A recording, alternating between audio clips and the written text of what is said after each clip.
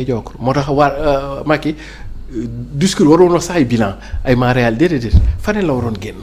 mais bon bref ma jox la pourquoi le bilan ay médiocre Ablaye Wade bi muy ñëw Sénégal 2000 ci ñaata la fekkoon budget bi. ñaata. 800 milliards de francs CFA. 2000 bi muy ñëw 800 milliards. 2012 Ablaye Wade bi muy jóge ci réew mi ña nga ci ñaata. 2700 milliards. kooku daanaka il a multiplié le budget par 3. Macky Sall. bi muy ñëw mi ngi ko fekk disons 2700 milliards ah. disons 3000 milliards. pour arrondir. nee na fan la ko bàyyi bi muy dem. 7 milliards et quelques. waaw 7000 milliards. Donc il l'a presque multiplié par 2. Donc quand je parle effet volume quantitatif Ablaye Wade yóbbu na ci budget bi en 12 ans multiplié na ko par 3. Alors que Macky Sall en 12 ans multiplié na ko par 2. kon donc Ablaye Wade du point de vue quanti macroéconomique. Oui, budgétaire très bien. Surtout dans un contexte où Ablaye Wade am choc moom mu am choc Ablaye Wade dafa amoon choc des subprimes après mu am la crise énergétique président Macky Sall am choc Covid bi ak affaire guerre Ukraine yi kon donc. choc ci deuxième phase bi la. Ablaye Wade pourquoi je dis que son bilan est médiocre Ablaye Wade bi mu fi nekk le baril du pétrole était presque à $100. Jambar. Le baril en moyenne était entre $40-60. Comprends nga. Wade a pu réaliser mieux que lui. kon donc sur le plan budgétaire c'était médiocre par rapport à Wade c'était médiocre il n'a pas pu faire mieux. Deuxième chose le chômage des jeunes là on parle économie pure. là damay dellu fac par ñu dellu université ñu toog on est froid dans l'analyse et on parle de la pure économie on parle de la macroéconomie. Chômage, taux de chômage. Si tant est que ce sont les indicateurs qui nous donnent des aperçus. Même si Coluche disait que les statistiques cachent tout sauf l'essentiel, disons-le comme ça. Mais quand même, ça nous donne un indicateur. Chômage, Ablaye Wade, bi mu fiy jógee en 2012, le taux de chômage était à 12%. 2024, le taux de chômage est à 24%, 23%. Kon donc, Ablaye Wade a fait mieux. Dans le même contexte, à contexte économique égal, Ablaye Wade 12% taux de chômage bi mu fiy jógee président Macky Sall 23%. Presque il l'a multiplié par 2. Malgré politique yi mu wax nii. malgré xaalis bi mu jot a dugal yëpp. ci économique yooyu. kon donc on a connu pas mal de destruction de valeur on a connu pas mal de perdition que donc le bilan est médiocre ça marque aussi un aspect de la médiocrité du bilan économique je ne dis pas l'homme mais je parle de bilan. Parce qu'on a parlé de bilan ici. De bilan le bilan est médiocre. Deuxième chose pour dire que le bilan est médiocre. mais Macky naanaan la de voilà moo jël si pour mu leeral. Macky moom naanaan la mais bilan moom c'est médiocre xam nga des fois di nga nekk di nga ay law ñu def benn match doo gis. xam nga da nga football nga nekk meneur bi daal même meneur comprendre mais match bi yëpp da ngay daw di ŋaang rek da ngay daw di ŋaang rek doo gis. boo waxee ñu dañ ko xon. waaw wala dañ ko xon waaw Macky dañ ko xon Macky aay na de. ce bilan est médiocre. yaa ngi naan instant bi yaa ngi naan voilà très bien mën naa am nag bu demee ca fondation ba nag je vais ñëwaat quoi mais fii ci réew mi ñu ko joxoon moom le bilan a été médiocre quand même. beneen bi. prenons l'indicateur IDH. Indice de développement humain. Sous Wade on était 154e place. waaw place Macky Sall on est 174e place. Grand dette ma daal di tëjee foofu Ablaye Wade bi mu fiy jógee 2600 milliards nañu amee woon comme bor laaj ma Macky Sall ñaata bor la ñuy bàyyeel 16000 milliards c'est-à-dire que Ablaye Wade bi mu fiy jógee Sénégalais bu ne Ablaye Wade tegoon na sa diggu bopp bi 200 000 francs bor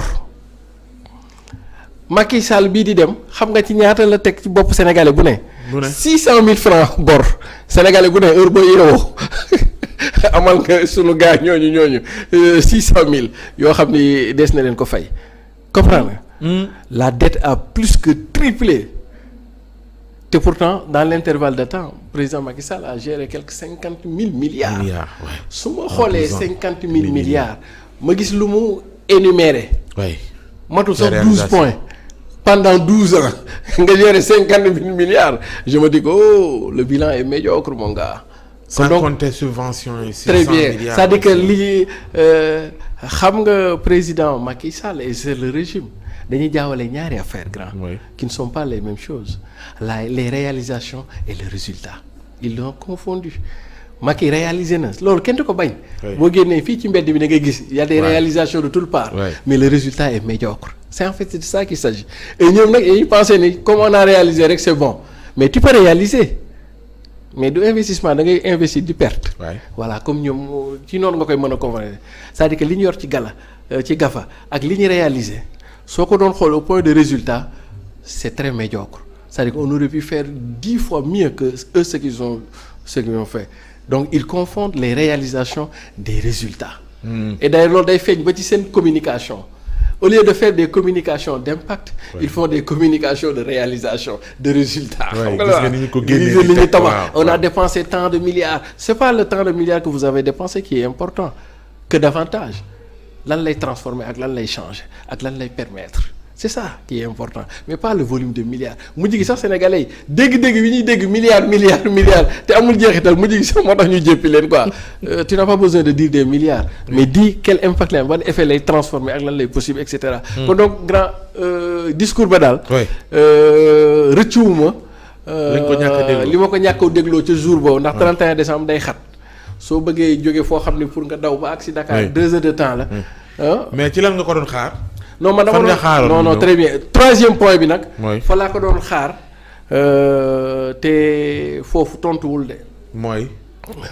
mu ni maanaam daal bi muy gërëm sénégalais yi. waaw. mais gërëm du ay kàddu rek ay jëf la président Macky Sall de ak yow fi Sénégal jaar ak yow wax nga ko sax d'ailleurs moom wax na ko d'ailleurs. wax nga ko de Sonko la tooñ yaa ko tooñ. xaw ma ku tooñ xaw ma mais comme yow nañu dénk daal te yow yaa wax lii ci Sénégalais li ñu la defal.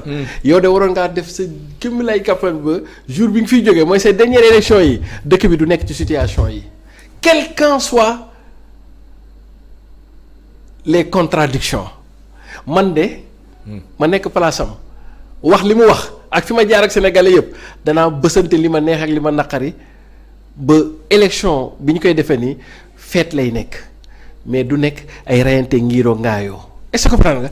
pour man moom bu fekkee li mu wax dëgg-dëgg mi ngi ci moom. il devait s'organiser à telle enseigne que élection yi day nekk ñaari fête day nekk fête pour moom. nu ñu koy sargalee ak fête pour ñi ñuy tànnaatee keneen. mais nag dafa yàq xew ba. comprendre nga parce que non si dafa yàq xew ba parce que on va vers des élections beaucoup de tension en fait. Il y a de la tension en l'air grand. élection yi il y a de la tension en l'air et d'ailleurs tey jii candidature yu bari yi yëpp. loolu lépp da lay wan ni c'est une forme de tension. grand mais bu affaire yi demoon nu mu demee ba calme. carrément peut-être sax du ñu àgg fii kon donc man président Macky Sall soo toogee wax fii la Sénégalais yi jaar ak yow yëpp. kon de man jàpp naa ne sa discours fayoo naar bi xoromam de. fayoo ko naar bi xoromam déedéet parce que yow parce que xam nga lu tax. parce que bu fekkee moom ca loolu mu wax Sénégal. Sénégal de war na ne fi mu toll ci yow waaye yow de dese ngaa wan Sénégal moom fi mu la toll ndax jàpp naa ni Sénégal ñoom li ñu am te mu gën ci ñoom maanaam le bien le plus précieux au Sénégal et des Sénégalais mooy jàmm la paix. te wax na ko it. lépp loo leen mën ci defal xoolal lépp non lépp loo leen mën a defal ci àdduna sénégalais te mayoo ko jàmm mayoo ko aafiya bugg ko. léegi nag yow doo mën xañ ko jàmmam boobu ñëw taxaw fii naan ko di tabaxal naa la robinet ak tabaxal naa la douche ak tabaxal naa la. étage mais nag ñee nag ni ñu ko fayee ndax noonu lañ ko waroon fayee. déedéet non c'est-à-dire que fii. ñoom it dañu organiser ay casserole non attends parce que fii ñoom moom la Sénégalais yi jëflanteel.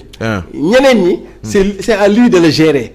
mais du ñeneen ñi ñoom ñoo koy gérer moom foofu laay bëgg a expliquer. parce que Sénégalais yi séquñu koog ñeneen ñi wala boog séqaguñ koog ñeneen ñi moom lañ ko séqal am fu ñu jaar ak moom kon donc ñeneen ña fay nekk di li lappi c'est à lui de voir nan la koy gérer mais en respectant fondamentalement li ma la wax ni muy jàmm ji muy jàmm ji et donc sénégalais yi jox ko lépp ne ko ñun daal jàmm nañ bëgg mu ñëw andil ñu fitna ça veut dire que le bilan aussi est médiocre grand moo gënee ci économie léegi maa ngi ñëw ci la gouvernance le bilan est médiocre. État de la gouvernance. su ma ñëwee le plan économique le bilan est médiocre su ma ñëwee au plan de la gouvernance institutionnelle démocratique le bilan est plus que médiocre. non mu ci am lay la gouvernance mooy li fi xewoon yëpp ak taxawaay bi mu ci am. ñoom lay boobu lañ ci am.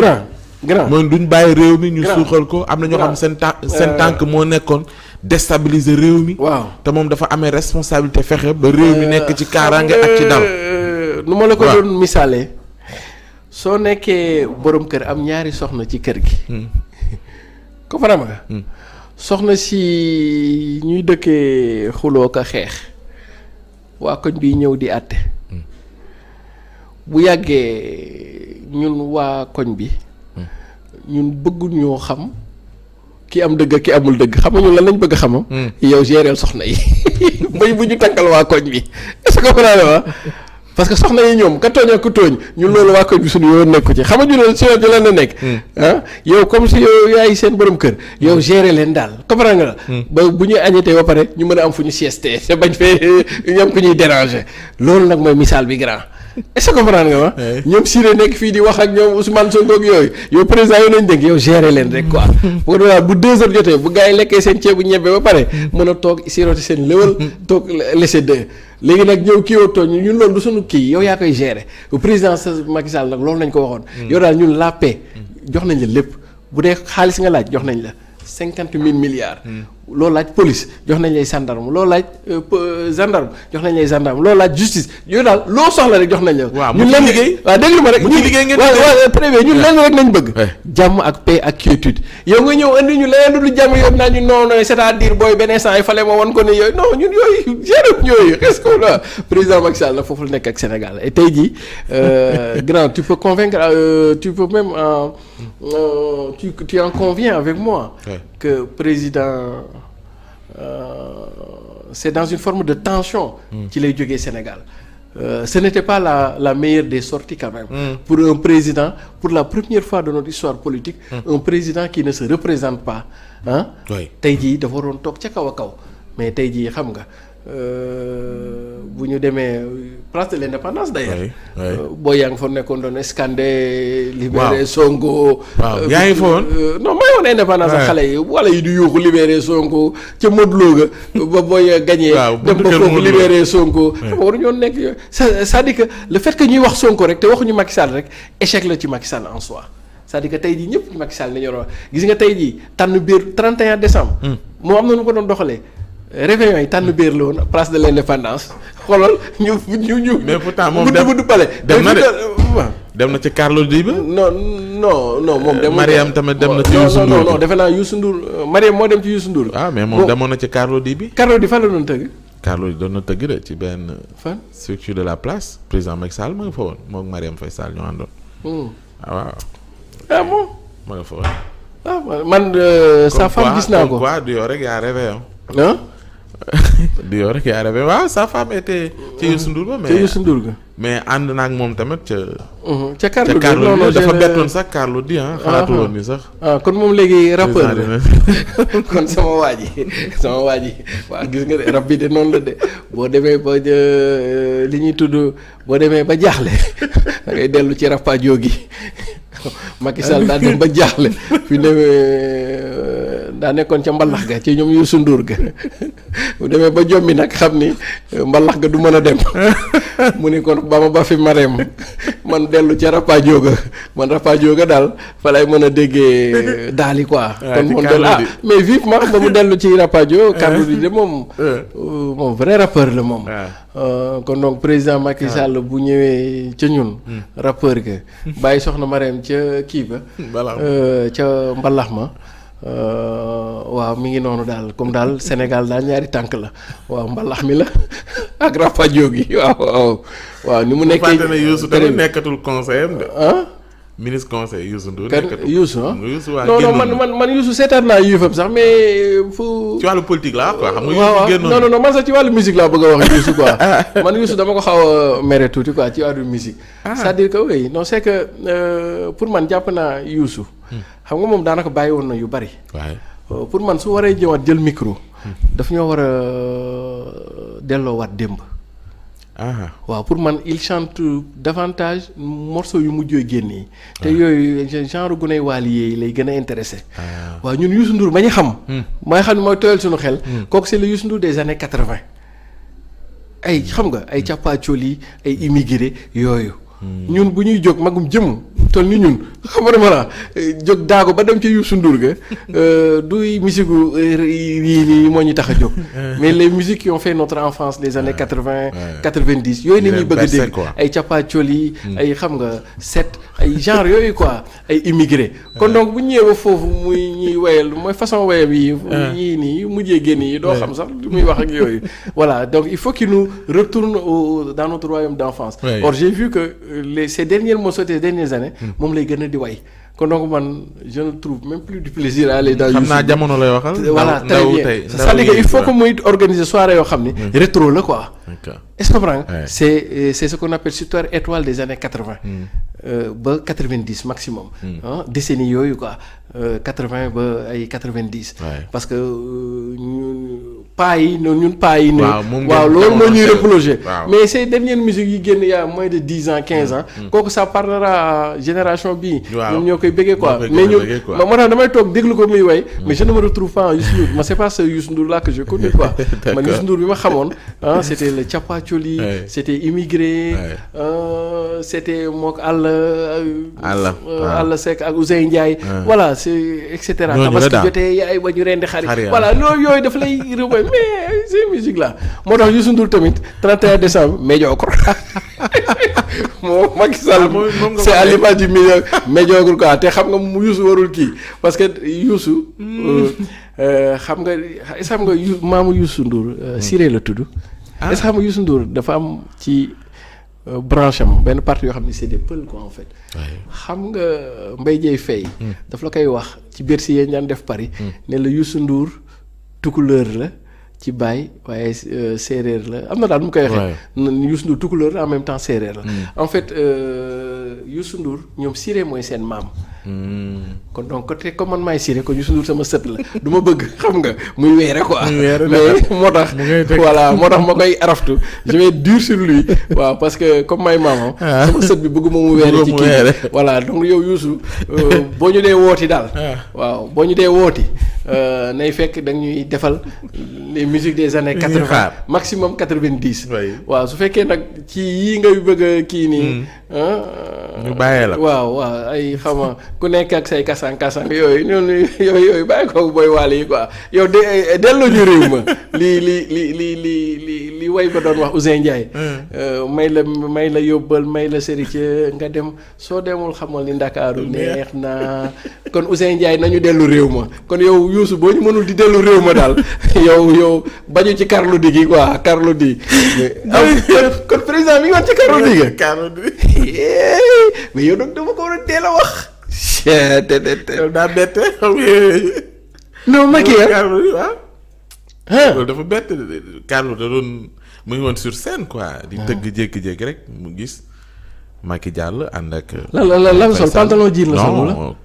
costume cravate mais nag moom day weere nag quoi. mais Macky yow nan ngay dem mais Macky nan ngay demee ci Carlou gi bi di def ay costume ak cravate yow doo def sa benn Lacoste wala def sa benn shirt yooyu def sa xaaf xam nga teg sa jean dal say dàll pëndal xam nga non mais Macky daal léegi explique-moi la scène quoi. nekk suñu fête yow quoi mu ñëw jël place toog quoi. ñëw romb dem toog ci place am waaw. ñëw toog Carlou di xool ko nii xaw a. c'est ça. bon xaw a am effet surprise quoi. yeah xaaru ko woon quoi président de la république ñëw noonu xam nga. réveillon bi ànd ak Marième Faye Sall noonu. ndeysaan ñoo toog waaye. Macky Sall léegi ko gis ci vidéo yi. Macky Sall jël na yoonu boppam léegi de. mandat bi jeexagul. suñu président bi jël na yoonu boppam de. waaw ku jeexal kay jeexal na de mën a féexlu maa la ko wax. léegi loolu Macky Sall daf leen a dóor code. nee na leen moom 12 ans yi li mu baalul woon yëpp concert wu ko woon yëpp dina ko concert baal ko comme gars yi waaw day dabu de waaw bu yeboo soxna Mariam am na problème de ne ko waayam ji daal bu yeboo moom na daas ay dàllam teg rek fu waayam ji génne mu topp ko rek Macky jël na yoonu boppam de Macky day noos de et ne sois pas surpris nga xëy suba dajeeg moom ci benn club mais gannaaw ñu ngi lay woo Sumbe ñëwal ñu daje Sumbe ñu fekk salsa président Macky waaye ñëwal ñu dóor salsa moomal ma clé yu kii xam naa ni yooyu xamoo ko bu baax quoi yow daal ñëwal ñu dem. président merci beaucoup. jërëjëf ñu ngi lay gërëm. di la sant bu baax di gërëm ñi ñu doon bàyyee xel fii ci réew mi ak doon ñu bàyyee xel ca bitim réew interrogation xam ngeen ni saa su ne nii lay demee mais l'utile à l'agréable Siré Sy moo ni mel xam ngeen ni moom ñaari tànk lay doxee bi ci actualité biir neneen nu mu koy jàngatee ci actualité merci beaucoup en tout cas à Penda Dia mi nekkoon ci réalisation bi feggoog doom ndeyam di ko jàppale ci liggéey bi aussi di Alburaax borom Salim To dina ñëwaat incha allah ci semaine bi bu soobee Nabi ñu ngi leen di gërëm di leen sant bu baax on se retrouve mercredi prochain ak Siré Sy comme ni ñu ko defee incha allah jamono bu nekk waaye samedi bu leen ko fàtte réponse à l'actu dina ñëwaat ak équipe bi ngeen xam également Siré dana ci bokk bu soobee yàlla su ko defee ñu tegaat ko ci actualité bi incha allah gërëm sant ñëpp di leen wax asalaamaaleykum.